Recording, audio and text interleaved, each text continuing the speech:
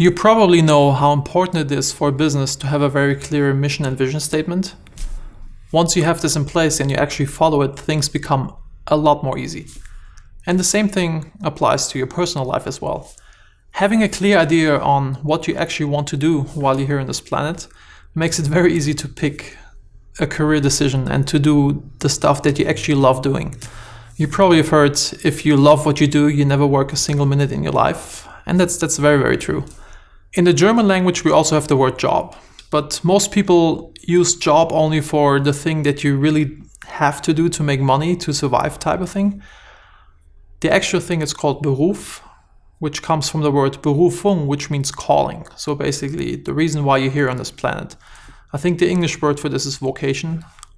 So find out what you want out of life and pursue your vocation. And your life's going to be much, much better than working at a shitty job that just pays the bills. Life has a lot more to offer when you follow your calling.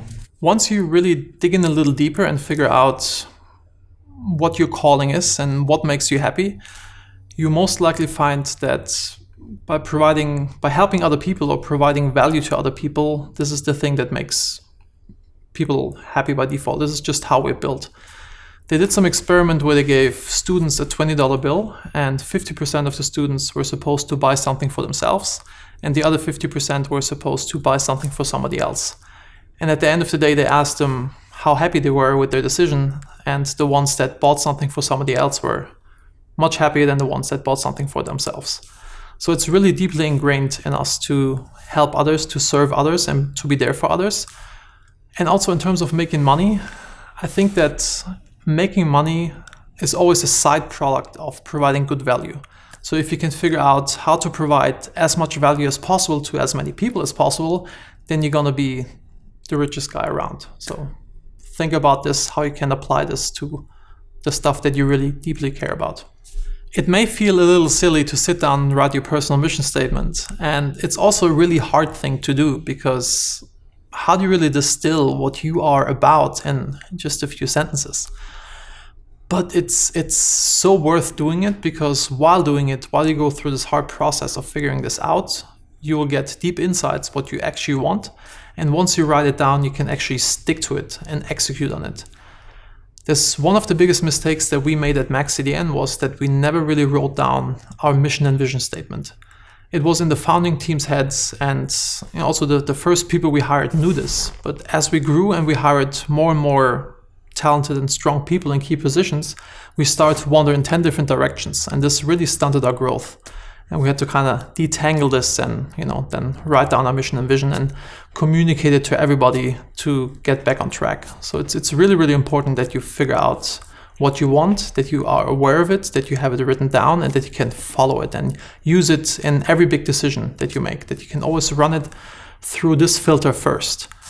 Saying no is one of the hardest things, and you have to set yourself up that you have an easy time saying no on the things that do not matter to you and that you actually know what matters to you. Figuring out your mission statement also makes sure that you do not die with regrets, that you're not on your deathbed looking back and thinking, fuck, I should have done this or that or that.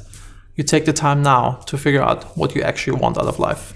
A tool that was very useful for me to come up with my personal mission statement was the funeral exercise that Stephen Covey talks about in 7 Habits of Highly Effective People, where I basically sat down and envisioned my own funeral, and I envisioned the people that are important in my life come up and give a talk about me. My wife, my daughter, my business partner, somebody from the community. And I envisioned, what do I want these people to say about me? And once I was able to do that, was not very easy actually, but once I was able to do that, I had an idea of what me as the end product should look like. And now I know what kind of steps I have to take to get to this end result. Or it's the same thing when you want to build a house.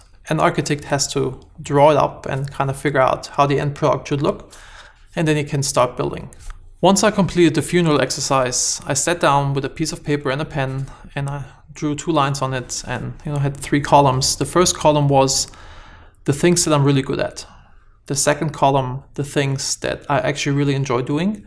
And the third column was the stuff that's really close to my heart.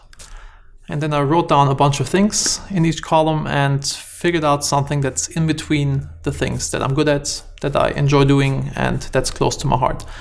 And when you mix this up with the stuff people say about you at your funeral exercise, you may find something that's appropriate for you. When you have this list and you look at this stuff, sometimes it can be a little scary in terms of, will I be able to make money with this? And there's two thoughts to this. First of all, if you provide value to other people, you are able to make money with this. Money is just a side effect of providing value.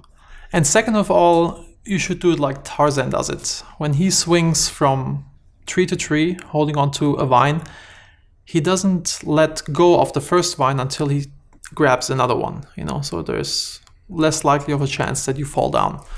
Same thing when you're currently doing something, don't just stop everything you're doing and jump at the thing that you really want to do. Make sure that you have a smooth transition so you less likely end up on your face. Often people say, I don't know what I want. I don't know what I should do with my life. And my advice there would be to just do stuff. From sitting around, no good thing ever comes. Just explore stuff you somewhat like, and these things may lead to the thing that you actually want to do. Back in the days, I never knew what I want to do with my life. In school, they had these, I don't know what they're called in Germany, they had these little books that everybody had, and you gave them to your classmates, and everybody wrote in what you want to do when you grow up, and I never had an idea. When I was 12, I wrote in I want to become 13. I really had no clue on what I want to become. And I always just did, and one thing led to the other, and this is how it goes. Often people think success is just a straight arrow, this is how success goes. But success actually most of the times goes like this, and then you end up where you want to go. It's never really a straight line. Just do stuff. Don't sit around.